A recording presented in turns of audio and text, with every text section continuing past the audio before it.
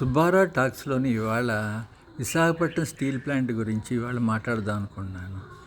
ఏంటంటే Visakhapatnam steel plant ఎన్నో కళల ఎంతో త్యాగాల తాలూకు ప్రతిఫలమే విశాఖపట్నం స్టీల్ ప్లాంట్. విశాఖ హక్కు ఆంధ్రుల హక్కు ఈ స్లోగన్ చేసింది కూడా కాకినాడ ఇంజనీరింగ్ కాలేజీ స్టూడెంట్లో ఒక ఫైనల్ ఇయర్ కుర్రాడు. అతని పేరు నాకు గుర్తులేదు. యాడ్ స్టేషన్ అప్పుడు ఇలాగా స్లోగన్లకు అరుచుకుంటూ రోడ్డంతా పొజిషన్ తీసుకున్నప్పుడు వాడు ఒక్కసారి గవ్వుకు ఇలా అన్నాడు. ఆ తర్వాత అది బాగా పాపులర్ అయిపోయి ఆ స్లోగను ఆంధ్ర అంతా పాకేసింది విశాఖ స్టీల్ ప్లాంట్. ఒరిజినల్గా ఏమైందంటే ఈ ఆలోచన విశాఖపట్నానికి బయలుదిల్లా ఎరునూరు దగ్గర నుంచి ఈ ఇనుప ఖనిజం జపాన్ వాళ్ళు రోజు పట్టుకుబడిపోతుండేవారు. ఆ రోజుల్లో విశాఖపట్నం అంతా దానివల్ల దుమ్ము ధూళి బాగా పెరిగిపోయింది. మెయిన్గా పాత విశాఖపట్నంలో. సో ఇప్పుడు ఆ ఊళ్ళో వాళ్ళు మంచి వీళ్ళు ఉండేవారు, అంటే బాగా చదువుకున్న వాళ్ళు అన్నవారు వీళ్ళందరూ ఇక్కడికేది పట్టుకోవడం మన విశాఖపట్నంలోనే పెట్టుకోవచ్చు కదా విశాఖపట్నం స్టీల్ ప్లాంటు అని చెప్పేసి ఆ ప్రజాప్రతినిధుల ద్వారా ఒకనాడు ఆంధ్ర యూనివర్సిటీలో సమావేశమయ్యి స్టూడెంట్స్ అందరూ కలిసి మనం కూడా విశాఖపట్నం స్టీల్ ప్లాంట్ కావాలని ఒక దీని మీద రిజల్యూషన్ పాస్ చేశారు.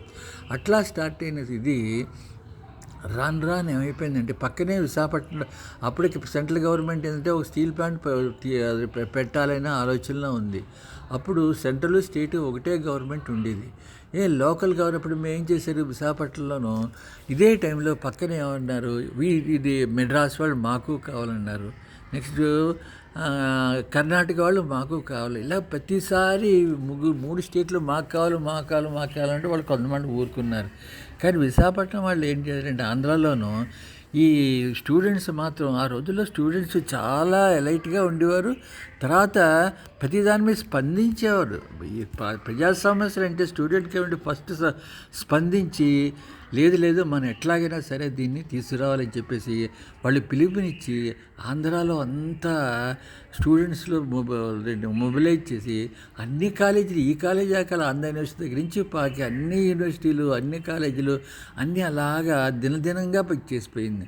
తర్వాత కొన్నాళ్ళకి ఏమైపోయిందంటే అది ఆఖరి కలెక్టర్ ఆఫీసులో శిబిరాలు పెట్టేసారు. ప్రతి కాలేజీలో శిబిరాలు పెట్టేసి స్టూడెంట్స్ అందరికీ వెళ్ళడం మానేసి స్కూళ్ళు కాలేజీలకు వెళ్ళడం మానేసి రోజును అదేంటంటే ఈ కలెక్టర్ ఆఫీస్ దగ్గర ధర్నాలు, రోజునేమో రైల్వే స్టేషన్లో ధర్నాలు, తర్వాత ఏమో రైళ్ళ పట్టాలని ఇచ్చేసాడు. ఇట్లా యాజిటేషన్ చేసి కొన్నాళ్ళు అయిపోయిన తర్వాత ఏమైందంటే సరే ఇంకా ఆంధ్ర అంతా ఒక స్టాండ్ స్టిల్ అయిపోయినప్పుడు అప్పుడు ఆ రోజున ప్రధానమంత్రి గారు ఏం చేశారంటే సరే విశాఖపట్నానికి ఒక స్టీల్ ప్లాంట్ ఇస్తాం, విశాఖపట్నానికి ఇచ్చిన విశాఖపట్నానికి ఒకటి, తర్వాత ఏమో కర్ణాటక ఒకటి, మెడ్రాస్ ఒకటి 3 స్టీల్ ప్లాంట్ ఇస్తామని చెప్పేసి అన్నారు.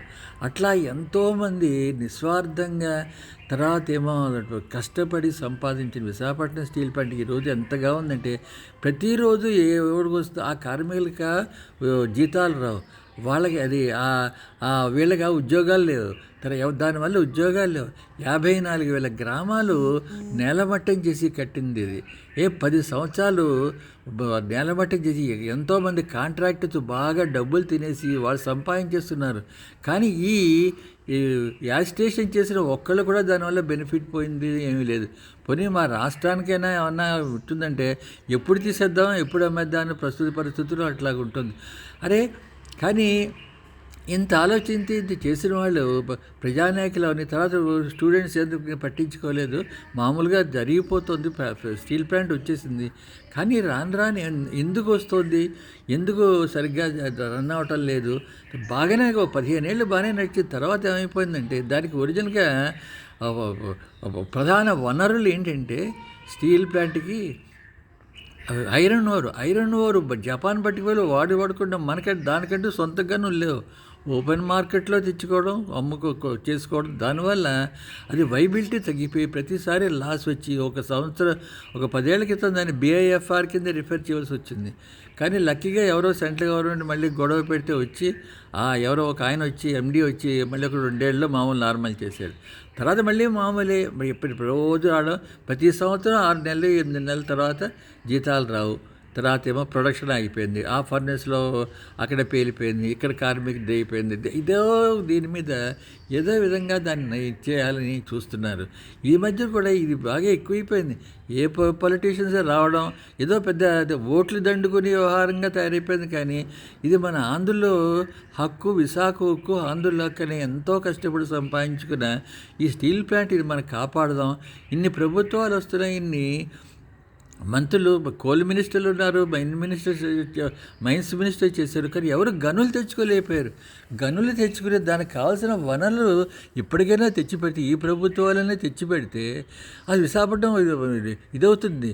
ఎప్పుడో విశాఖపట్నం స్టీల్ ప్లాంట్ పుట్టిన తర్వాత లక్ష్మీ మిట్టలని ఒక చిన్న కుర్రాడు, అతనేమో స్టార్ట్ చేసే బిజినెస్ ఇప్పుడు ప్రపంచంలో ఉక్కుకి అది అధిపతి. అతను లక్ష్మీ దాన్ని ఏమంటారు, ఐరన్ కింగ్ ఏదో అంటారు అతను కదా, వీడిది కూడా ఇచ్చారు. అలా వాడు డెవలప్ అయినప్పుడు ఈ స్టీల్ ప్లాంట్ ఎందుకు డెవలప్ అవ్వదు? ఎందుకు మనం బాగు చేసుకో? ఇదంతా మన సమిష్టిగా సంపాదించింది కదా. మనం ఎందుకు ఈ విశాఖపట్నం కాపాడుకోవాలో? ఇప్పటికైనా ప్రజాప్రతినిధులు కానీ, స్టూడెంట్స్ కానీ, అందరూ కానీ అలర్ట్గా ఉండి దీన్ని ఏదో విధంగా దాన్ని బాగు చేసి, దాన్ని నార్మల్గా రన్నింగ్ చేసి, కొన్ని గనులు దానికి కేటాయింపు చేసి, దాని వనరులు కావాలి. వనరులు అస్తమానం దాని ఎవరు ఇవ్వక్కర్లేదు, దాని అంతటా అవే వస్తాయి.